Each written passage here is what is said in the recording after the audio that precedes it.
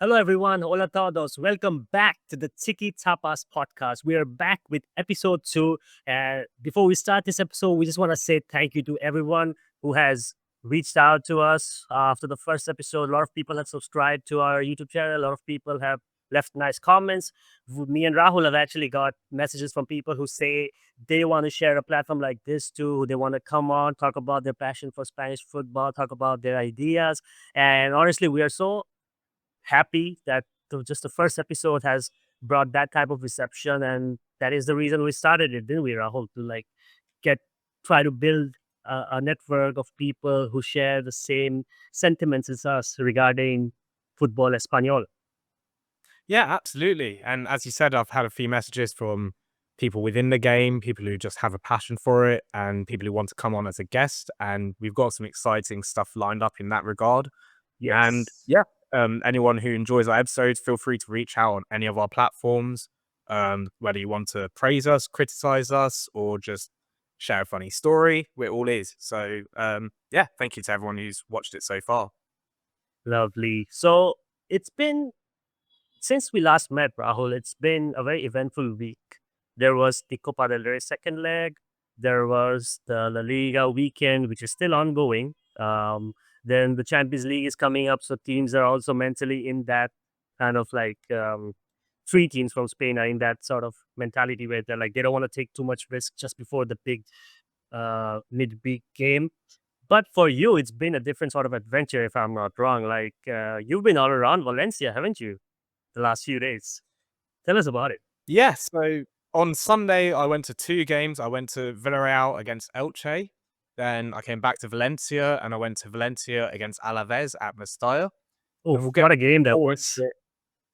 what a game, but we'll get into why I'm now being destroyed online for what I did at the end of the game. But we'll get into both games later on. But Right. yeah, it was the main thing I learned from going to two games in one day is that Yeah. it is absolutely exhausting. So Oh, but yeah, there's a lot of stories to share from both games. yeah. I mean, even with such a great transportation system around Spain and Valencia, I mean, the fact that you went to two games, two high intensity games as well. It was not like any sort of dead rubber games where you're just going there just because you have a ticket and you want to go in. But no, it was really good games. I mean, especially the Valencia-Alaves games, which turned on its head. Like I know you're gonna share your funny story, which I am urging the viewers to stay till the end because Rahul's gonna say something that you will also start cursing him, just like his followers on Twitter are cursing him. So stay till the end.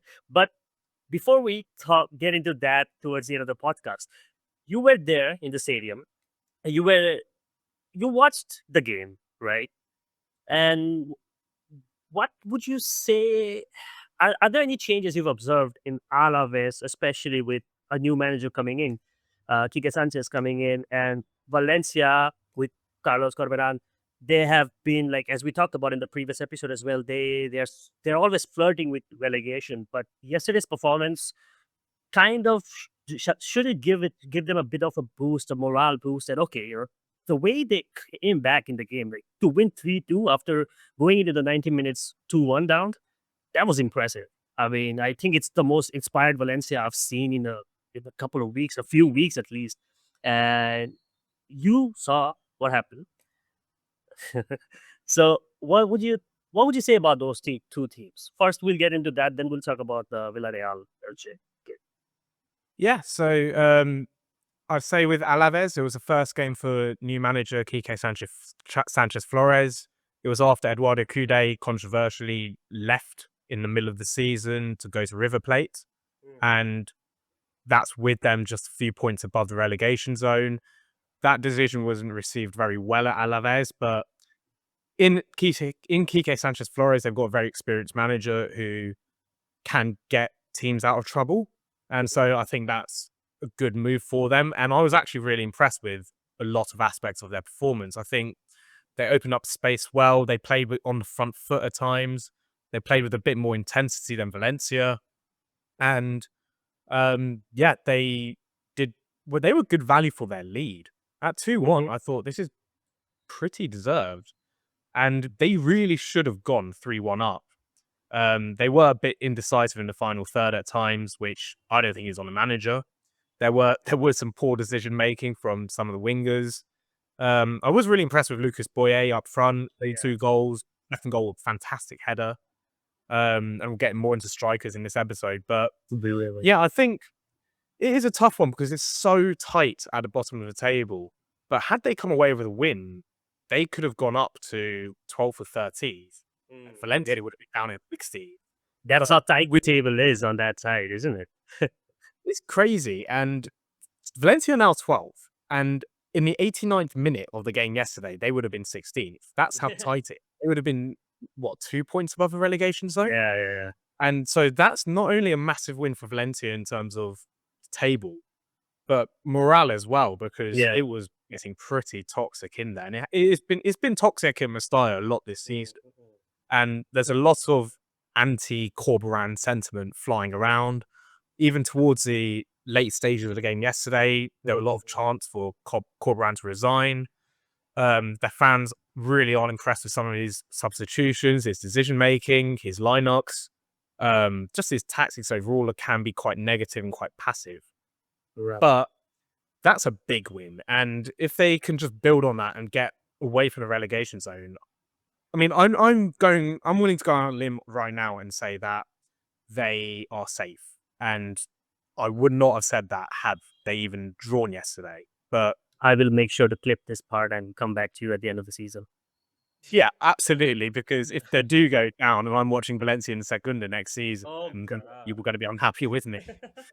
But I'm willing to say that they're now safe. I think the morale boost they would have got with the fixtures they've got coming up, with the fact that they've just inflicted serious damage on Alaves there.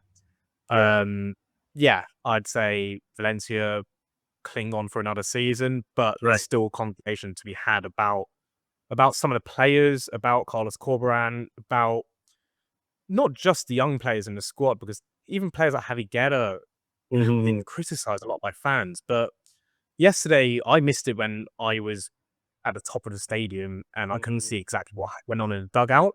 Right. But when Luis Villarreal got subbed off, he was fuming. And he was clearly unhappy with Corberan. He was hitting the dugout. He was just absolutely, his head had gone.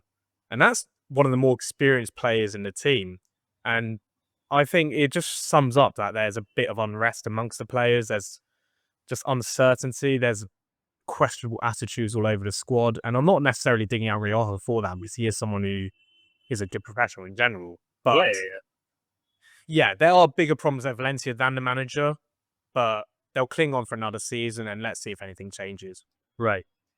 Alaves, as I just said, they're on a new manager bounce, and they perform really well. I mean, you have to think about the team that hasn't won in the last 5 games. For a team like that to come to completely take on new tactics from Quique Sanchez Flores and adapt so well, so quickly. But the next test is up against Villarreal, who you just came and saw yesterday, Villarreal versus Elche. That was a pretty good game. Villarreal continue their domination, I would say, in the top of the table, except for those big matches against the big 3 that they keep on losing. Other than that, Villarreal, I think, as we mentioned it last episode as well, they are on the track to finish top 4 pretty easily this time. Yeah, I think 3rd place should be attainable. I think with Atletico Madrid beating Real Sociedad, there was a big pressure to win the game against Elche. And that's what they did. It wasn't the best performance again. The second half, there were some concerning signs. But maybe I'm just being negative there, because the reality is they've won and they're now 11 points clear of Real Betis. So it was a big, big result. Marcelino will be delighted with the fact that they just got the 3 points. And 4th has to be confirmed by now. And I think 3rd is still attainable, and that would be a very good season. And then there's a very big opportunity in the summer to build on. But yeah, I think it's all pretty positive at Villarreal right now. For Elche, they're still winless in 2026. They're very much close to the relegation battle. And you wouldn't believe it from the way they'll start the season. No, I mean, Eder Sarabia was like the talk of the town, wasn't he? Everyone was like, Eder Sarabia is the new big guy on the block. The way he was setting his teams up, he beat Real Madrid, he dominated Barcelona. I mean, that's a bit of a strange turnaround. I mean, what did they have for Christmas dinner? I mean, it's just so strange. They caught the Spurs this or Well, something. well, it's such a weird one because they are a good team, and I was really impressed with some aspects of their play yesterday. They dominated Mm, possession away at Villarreal, mm, but problem for them is that they lost Rodrigo Mendoza to Atletico, and mm. they're they're a team that will get picked apart. Alex Fabas, for me, has been their best player this season, and he's leaving on a free this summer. And with Elche, it would be devastating for me if they went down because I don't think they are a Yeah. relegation team. I think No, no, no. They're way too good to Sarabia have here. them playing. Yeah, they play such front-footed vertical football, and I think they are a good team. They have a brilliant manager, and the way they press caused Villarreal issues.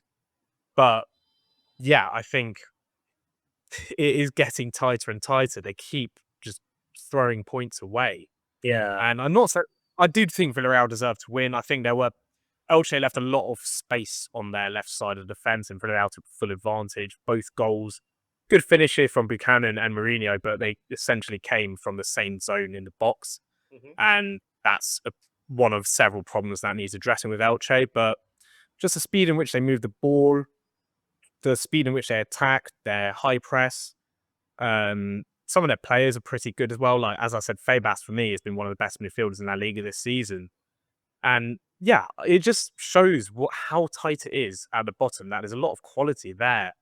And if Elche end up going down ahead of some of these other sides, then I think it'd be a travesty.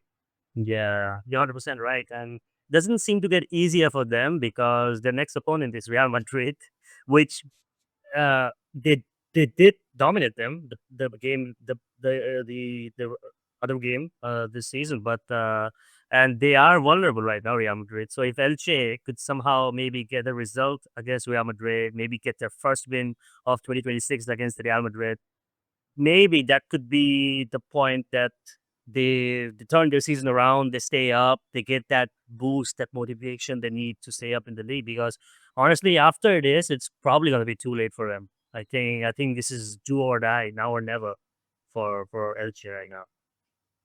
Yeah, and they had a good home record for a lot of the season, and so Mm, you'd hope that they could build upon that.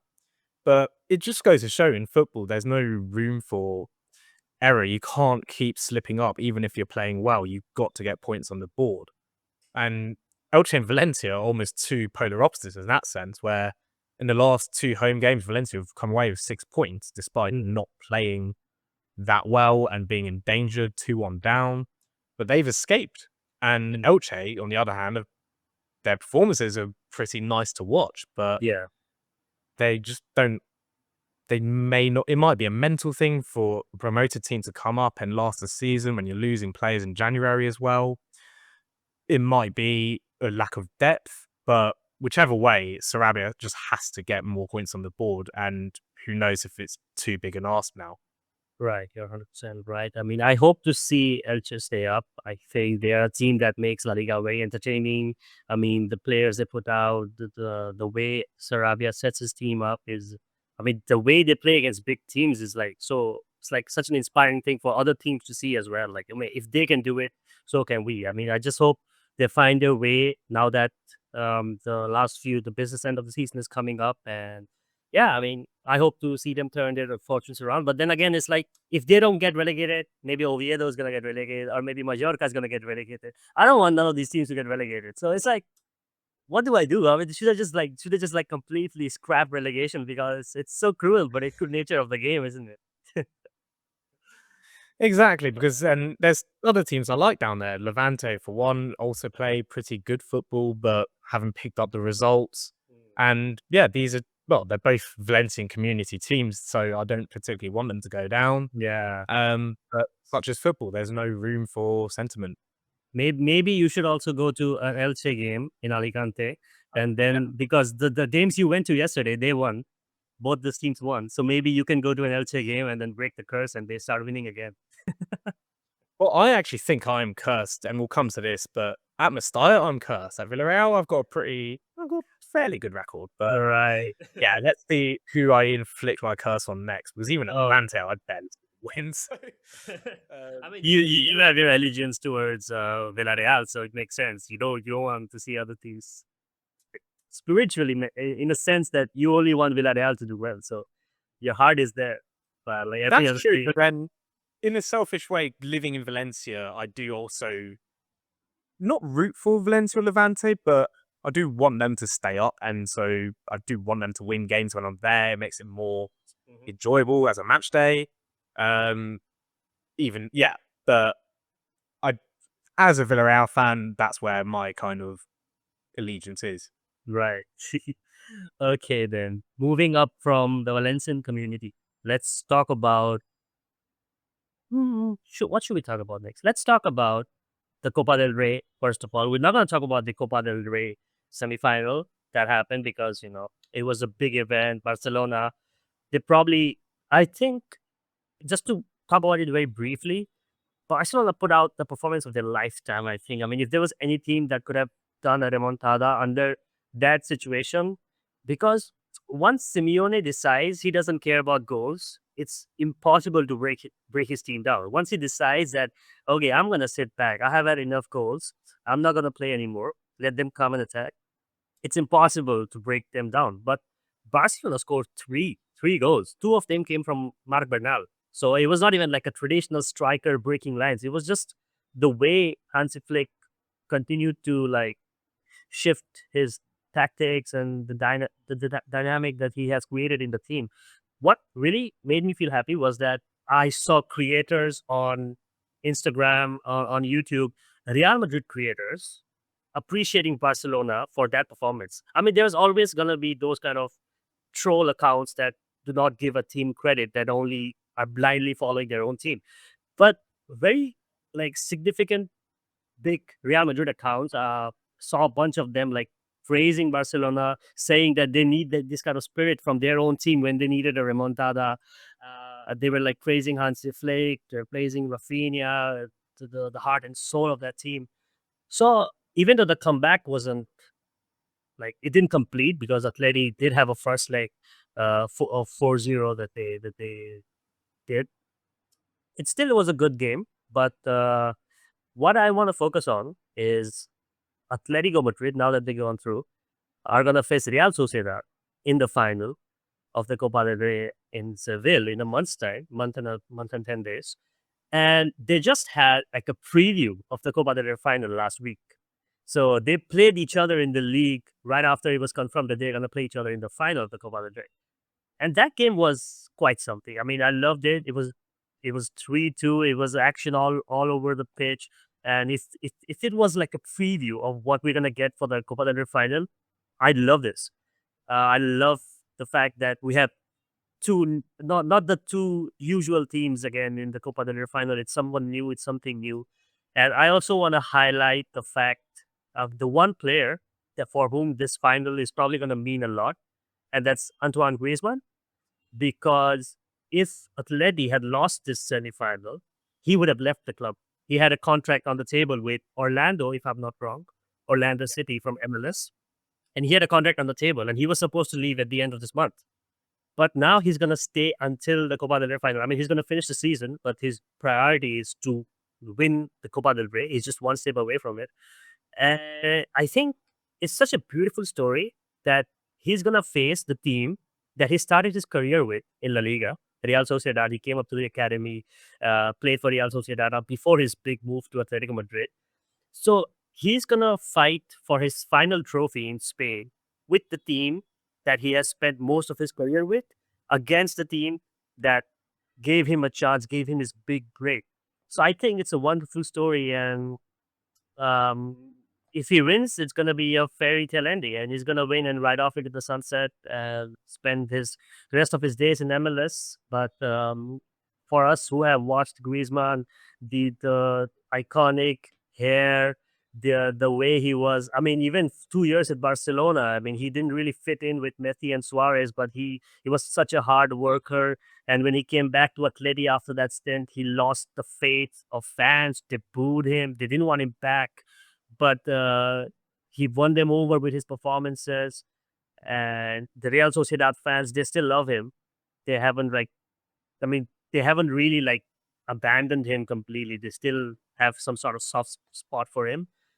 And I just think it'll be a wonderful way to end his career if in Spain, if he goes all the way and wins the trophy, because he doesn't have a lot of trophies in Spain.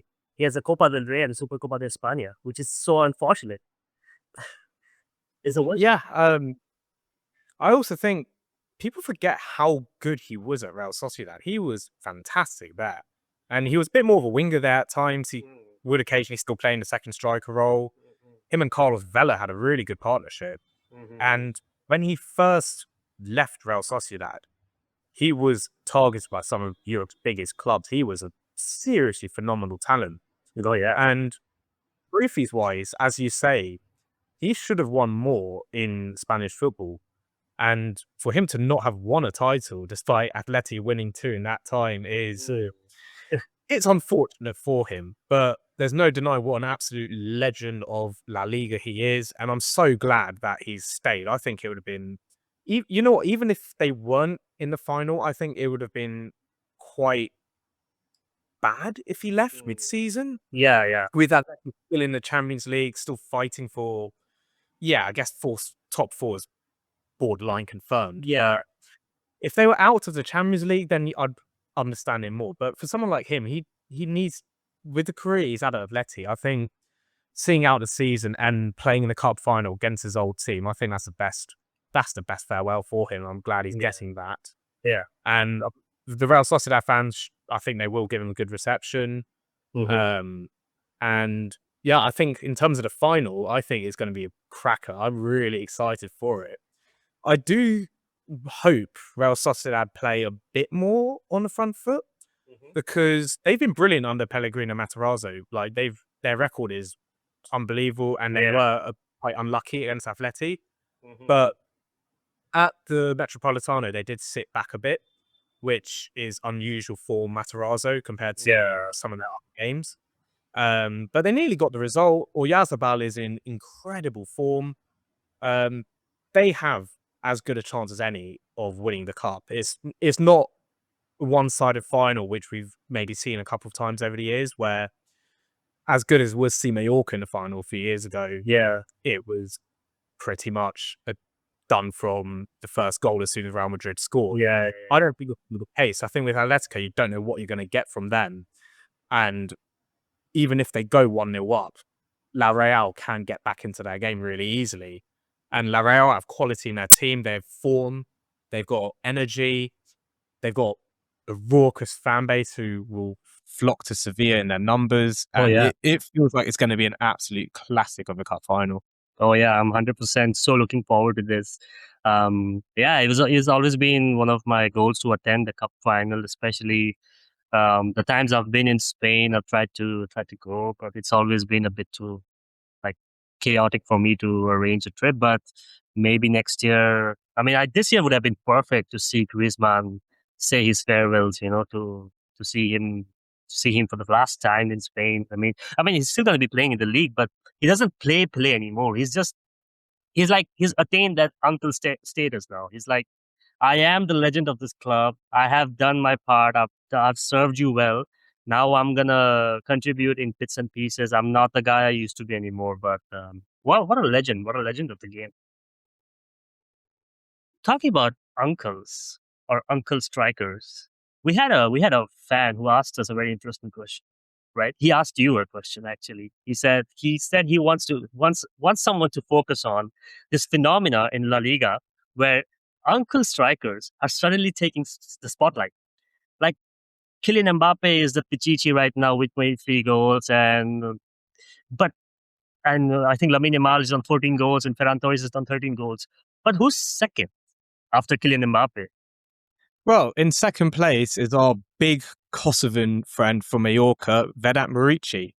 And he's someone who is the definition of what we like to call an unk striker, where he's big, he's powerful, good in the air, into his 30s, and he's been around for years and years and years. And throughout these years, he keeps finding the back of the net. And he's remarkably clinical. I was looking into the numbers. He's had less shots on target. Sorry, only marginally more shots on target than Lamine Yamal. Oh, But he's outscored him by 4 goals. 4 goals, yeah. And he's the second top scorer in La Liga. And that's at Mallorca, who have had a chaotic season. They've just changed managers. They're not a side that will provide a number 9 with a lot of opportunities in front of goal. But when he gets them, he takes them. And he's someone who can carry a team. He's got over half their goals this season, I believe, actually. 58%. So Mallorca only scored like 31 goals this season, and he's got 18. Wow. So imagine if he wasn't at Mallorca, they would be deep in the bottom 3. They could be like below what we ate on. Yeah, yeah, barely surviving. I think they're on 18th right now. Yeah, exactly. And this weekend, we saw Muriqi score 2, but that was in a 2-2 draw with Osasuna, where another one of our Unk friends was on the score sheet in Croatia. The big Croatian Ante Budimir, who, just like Muriqi, has been around for a long time. We've seen him consistently score over the years. He's into double figures again this season. And so I got asked on Twitter, can you focus on these strikers and give them some love? So this is us giving them some love. And we want to give them love. No one talks about them. Everyone talks about Mbappe and what Ferran Torres is missing and Sarloth and everything. But these guys are so consistently performing. Like Ante Budimir, last season he got 21 goals, if I'm not wrong. And that was a record for Osasuna. That was like a record that I think stood for many, many years. And that was the most goals scored by a player for Osasuna in one season. 21 goals. And now I think he's on 13, if I'm not wrong. Yeah, he's on 13 goals. So that's 34 goals in 1.5 season almost. And he's still going. I mean, I feel like he's one of those Croatians like Modric, Rakitic, Mandzukic, who just get better with age, like he's in his mid-30s and his prime years are I won't say his prime years are behind him, but the prime years for big teams to sign a striker like him are beyond him. But the way he's performing, he could slot right in for any team in La Liga. I mean, Barca has striker problems. They could get someone like him on loan, but just the age factor doesn't really sit in his favor. But otherwise, I think Budimir, the way he's been playing is incredible. Muriqi, as you said, he's just 2 goals away from breaking the record for most goals by a player from Mallorca in the league. In La Liga, Samuel Eto'o holds the record with 54 goals. He's got 52. He might break it at the end of the season. Before, in maybe 2 weeks, he's going to break it. And he's third on all time for Mallorca already. Eto'o holds the record with 70 goals, and I think he has got 59, if I'm not wrong. So all the records are falling in his favor. Budimir is breaking records. Muriqi is breaking records. I have one more Unk to talk about. I don't really think he's an Unk because he's I don't want to categorize him in an Unk, but I love this guy and I love this striker and I want to give him his flowers. It's Borja Iglesias, the Panda. I love him. He's already got 11 goals this season and he's got 2 goals in Europe and he's just so consistent. Like he was at Betis. He won the Copa del Rey at Betis. Then he went to Bayer Leverkusen for a bit, but then it didn't work out for him. He came back to Spain. Now he's at Celta. And he's really fitting into the shoes of someone like Iago Aspas, who doesn't play regularly anymore. But Borja has completely conquered that spot. And he leads the line for them so well. He scored against Real Madrid on the weekend. And last season, he scored a hat-trick against Barcelona. And I think with the crisis that Spain are having in the striker position in the World Cup, because if you look at it, Samu Omorodion is out with an ACL, so he's out of the option. Ferran Torres is too inconsistent. Alvaro Morata, after the Nations League debacle, he's too much of an Unk now. Yeah. He's an Unk as well, but he's not the cool Unk. And so Borja Iglesias could be an option, I think, for Spain as well. I mean, if he wants to show up for wearing Spanish colors, which he hasn't actually. I think he dropped out of the team after the whole controversy with Rubiales. He stood up as like a protest. The Rubiales and Jenny Hermoso thing. And not to forget, he's got 200 career goals.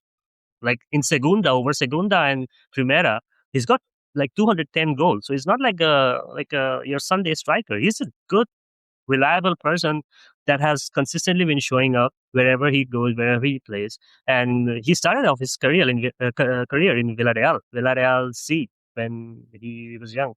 So I think we should completely give these guys our flowers. And I want to tell our listeners, our viewers, if you have some recommendations for strikers like this that you want to give your love to. I know there's so many other people that people probably have favorites for their clubs, for their teams. If you want us to focus on more strikers like this, more players, not just unk strikers, maybe unk players, unk midfielders, unk goalkeepers, put them down in the comments or like tag Rahul on Twitter. If you're on the platform, on Instagram, we've got the Tiki Tapas podcast. So leave us a comment down there. Maybe on YouTube, you can drop a comment. We'll read it and we will take your suggestions and your ideas into the next episode where we will discuss this because we want to. And we just wanted to see if there were people who wanted to hear things like this. And the way the people are reaching out to us to talk about these things shows that we are reaching our mission of connecting the unspoken parts of Spanish football to the rest of the footballing world. And that's what we started this podcast for. Yeah. And what I will, on last word on Borja Iglesias is that I just love his character. He's someone who plays with a lot of passion, a lot of fire in his belly. He's someone who is a very stand-up person. It says a lot that fans of wherever he's played tend to love him. Celta fans absolutely adore him. Oh, yeah. And yeah, I think he's someone who deserves a lot of credit. And I think if he was to be even just in the Spain squad, he'd be a very useful option just because of his physicality, run, his just eye for goal as well. He's not a typical Spanish centre forward, but then that could work in the favour of Spain to have that off the bench. So yeah, we love it. Also helps Luis de la Fuente to have like a striker that, I mean, as you said, it's not a typical Spanish striker.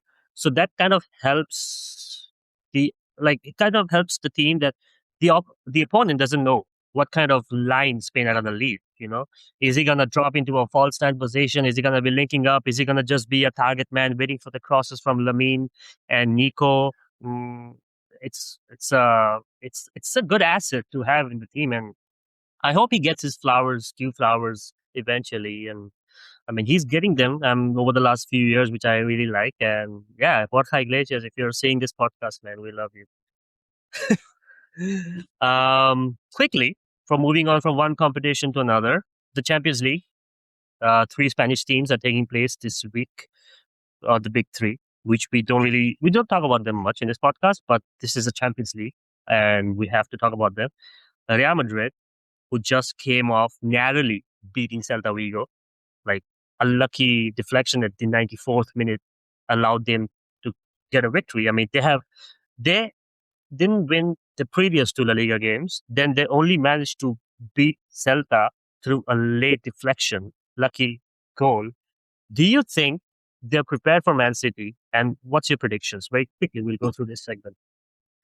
Yeah, I don't want to spend too long babbling on about Real Madrid, as we'll leave that to our other colleagues. I think Real Madrid are in trouble. They aren't playing well at all. There's Arbeloa's kind of imprint on the side isn't a good one. There's no real discerning factor which you can praise from them. It is the Champions League, and Real Madrid obviously have a history in the competition, but Man City right now look pretty good. Erling Haaland's coming back from injury. And yeah, I think, the UNC strikers have troubled Real Madrid this season, and that's another area of weakness. Injuries-wise, I think Rodrigo's obviously out with an ACL. I want to say Camavinga, Bellingham, Mbappe, they're all doubts. Yeah, they're all out. Yeah, Ceballos. They're all out. Yeah. Oh. Alaba, no one's coming back. I think for both the legs. Okay. Both the legs. Okay, yeah. So my prediction is Man City go through. I think this is just too much for Real Madrid in this moment in time. Moving on to their cross-town rivals, Atletico Madrid against Tottenham. Tottenham are not very good, but we have seen that that's not Period. necessarily a deciding factor in Europe. Yeah. Like a team that's struggling domestically can raise their game on the European stage. Mhm. And that's something that Atletico really need to be careful of. It's not a game that they're going to turn up and win just because of the level of Tottenham right now. Right. And with Atletico, we've said this last week, they are the most inconsistent team in the world right now. They could reach the highest of highs and lowest of lows. Oh, and I think the yeah. lowest of their lows would be if they lose to Tottenham.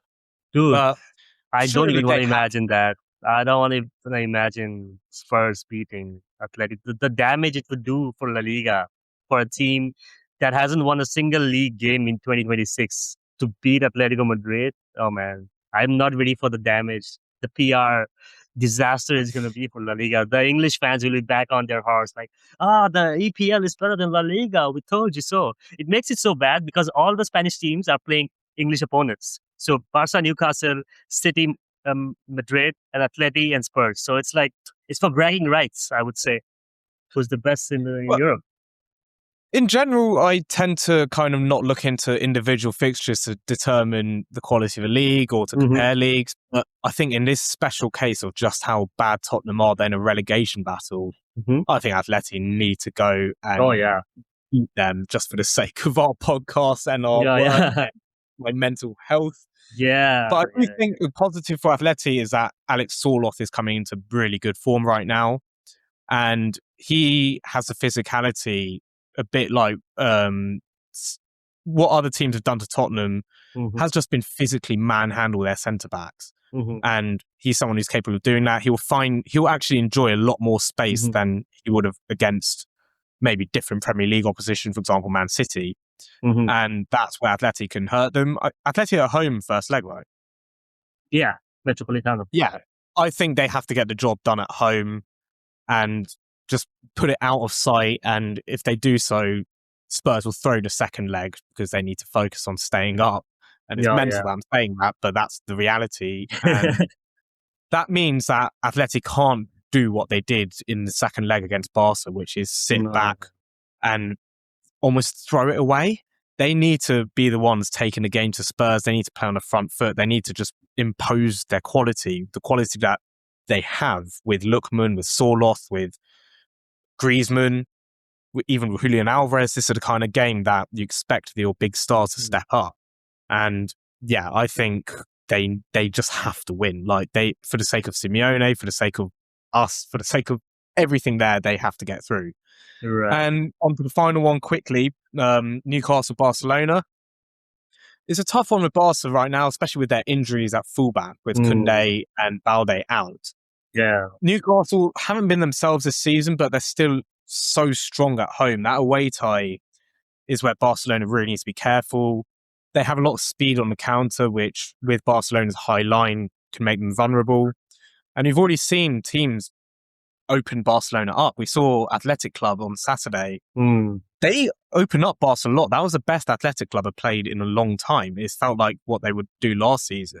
But their decision-making in the final third was horrific. Robert Navarro in particular, he kept making the wrong decision when he was through on goal. And then Barcelona showed what they're capable of. Pedri to Lamine Yamal and a ridiculous goal. They can do the same to any team in the world. They can do the same to Newcastle. But the difference is that if they're caught in transition a lot, against speedy players like Harvey Barnes and Anthony Gordon, who knows if Joan Garcia can bail them out again. And they just need to be wary. If they come away with that first leg as a draw, they'll be pretty happy and they'll back themselves to win at the Camp Nou. If they do what they did away at Chelsea or away at Atleti and just concede too many, then it won't be able to get back into this tie. And I think the Atleti tie, the Copa del Rey, should be a really big learning curve for Hansi Flick, where the way they aim to tackle these two-leg ties, it can't be all or nothing in each leg. It's got to be a bit more balanced. It can't be 4-0 and 3-0 again. If they come away with a draw first leg, they'll be delighted in that sense because they can go and win 3-0 at home. If you go and lose 3-0 away and then you're already fighting to lose. Yeah, it's too much pressure then. I think Barcelona would not like that. And if both Barca and Athletic get through, they Mhm. face each other, and then let's see how much Flick has learned from the Copa del Rey. Oh my God, again. And then let's see if Griezmann can terrorize another former club. And Ooh, it'll be really fascinating if they end up playing yeah. each other again, Yeah, and I especially in mean, a Champions League quarter final. yeah, I mean, here at the Tiki Tapas podcast, we are hoping for all the Spanish teams to go through, even with how bad Real Madrid situation looks like. We are hoping that they go through. It There's gives a us more to talk about. yeah, for us as well, because we want to talk about that. And also, there's a possibility that it could be an El Clasico final if both the brackets align perfectly, which has never happened before.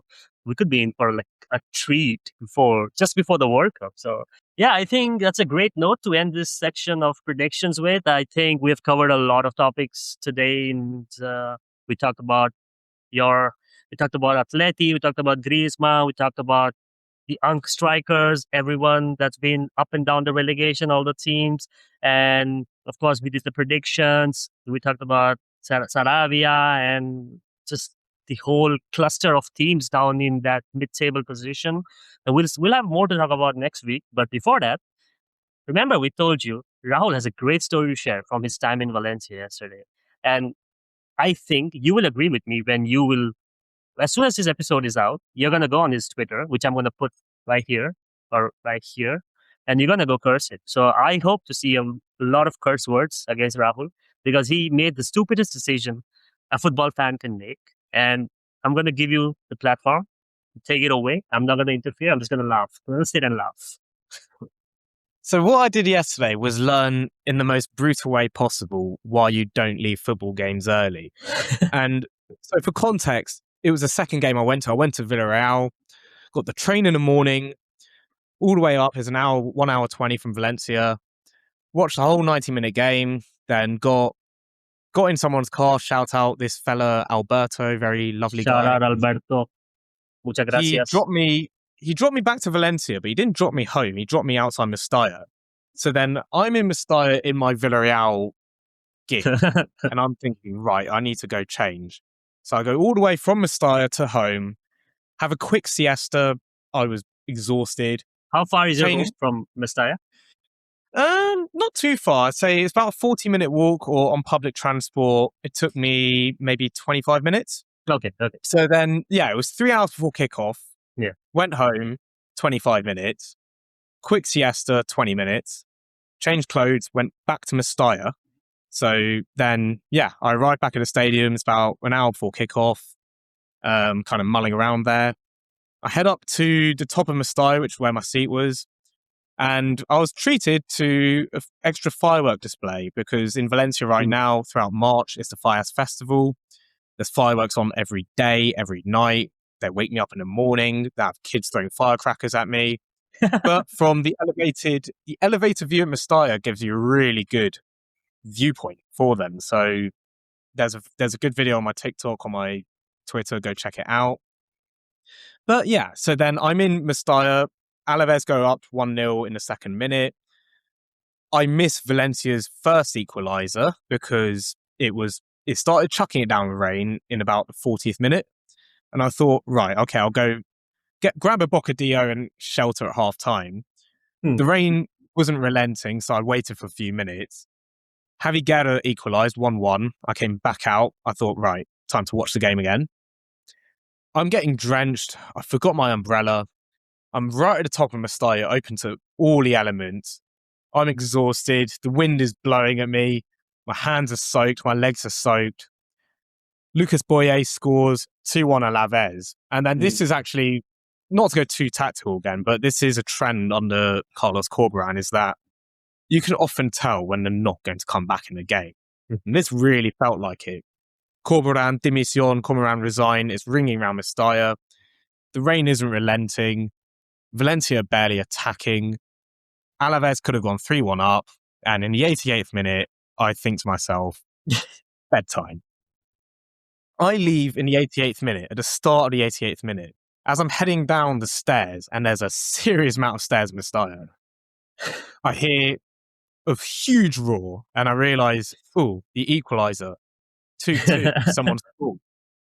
By then, it's too late for me to go all the way back up. And I just kind of left the gates Just and you go can't go up, back in. man. And so I'm thinking, oh man, well, at least they got a point. I'm walking, I've avoided the crowds. I'm on my way home thinking, right, I can't wait for a cup of tea in bed. Then I hear another roar a few minutes later, and I'm already a few streets away at this point. Then I check my phone, penalty Yeah. Valencia. And I'm thinking, what have I done? And then I kind of slow my walking down. I'm still a few streets away. Like normally you wouldn't be able to hear anything. Yeah. But a 98-minute winner from Hugo Duro, Maduro, yeah. and I can hear it from a mile off. And I'm thinking, what have I done? Why would I leave early? I never, ever leave early for contacts. I've been to maybe 300 games of my life, and you can count on one hand the amount of times I've left before the final whistle. This was one of those times, and I'll forever regret that. My word. So if anyone wants to come on Twitter and have a go at me for leaving early, please do so. I deserve it. I'll do it. I don't even have a Twitter account anymore. I'm gonna come on there. I'm gonna make sure I drop something. Oh, yeah, because I logged onto Twitter and saw everyone talking about how it was a game of the week. It was one of the games of the season. What an incredible 10 minutes. You must have been amazed watching that. And I'm thinking, I was halfway home. Yeah, that is a moral of the story is never write off Valencia, even if they're not very good. Never leave early, even if it's raining. Bring an umbrella, even if it's sunny early in the day. Because open air stadiums are amazing until they're not. And when they're not is when it's raining. And in Valencia this week, they really put to test the idea of sunny Spain, because every single day until today, the time of recording, it has been raining. Oh, really? And I think I had just been rain fatigued enough this week that I thought those extra few minutes at the end of the game and beating the crowd to get home were worth it. But it turns out they were not. They were not, sorry. My apologies to Carlos Corberan. My apologies to Hugo Duro. And rest assured, when I'm next in Mestalla, I will be there until the referee blows his whistle. Here's a person that lives like 25 minutes away from Mestalla, can go to Villarreal whenever he wants, and then he leaves the game early. Man, some people have it all, and then they're like, I would not leave if I was there. I would just be there until like 30 minutes after the game's done. I'll just sit there if a team from my city made that sort of a comeback. I'll just sit there. I'll not leave. But yeah. I will give it a caveat. If they had scored a minute earlier and it was 2-2, I would not have been leaving. But in my head, I thought, there's no way they're going to even score one. And so it shows how much I know. So you gotta believe. You gotta believe in Valencia. You gotta believe. Yeah, the team of Batman, after all. They got the bat on their crest. Well, anyways, it's been a great episode. I think that's a great point to wrap it up. We had so much fun talking about everything in this episode, from the uncles to Rahul's experience in Valencia, Griezmann, the Champions League, and everything in between. I think this is just the second episode, and we are enjoying it so much, talking about finally having a platform like this to talk about Spanish football. And again, before we log off, before we say goodbye, I want to say thank you to everyone who has watched this episode right up to this point, who has watched the previous episode, who has reached out to us on various social medias, who have reached out saying they want to be on the podcast. We would love to have you on the podcast. We'd love to have a lot of people. So always keep on commenting your thoughts, your ideas, any criticisms, any feedbacks. Yeah, it's 2 episodes down, and looks like we're doing good. And by the time next Monday rolls around, who knows what's going to happen in the Champions League? Who knows what's going to happen on the weekend in La Liga? And exciting times coming up. And I'm sure we'll have a lot to talk about, right, bro? Absolutely. And there's plenty of games on the horizon. There's Champions League, there's La Liga, there's the Copa del Rey final. Mm-hmm. I'm sure I'll be at a few more games to hopefully not miss any more goals. Not leave early. And I will not be leaving early when I'm there. But we've got a lot of ground to cover, and so far enjoying it. And I hope the viewers have too. Perfect. Yeah. So with that, we would say adios. We would say muchas gracias for sticking with us in this episode 2 of the Tiki Tapas podcast. We'll see you again, same time next week, Monday, mm, European time in the afternoon. We still have to have a fixed time on when we release the podcast, but you can expect it every Monday around evening European time. So with that being said, muchas gracias. Thank you. This is La Liga Vic logging off. Rahul, would you like to, like previous episode, would you like to do it in Spanish again, or would you like to stick to English this time? I'll say hasta luego. Hasta luego. Sí, hasta pronta. Hasta próxima semana. All right, then. Thank you so much. Ciao. Bye bye. See you next week.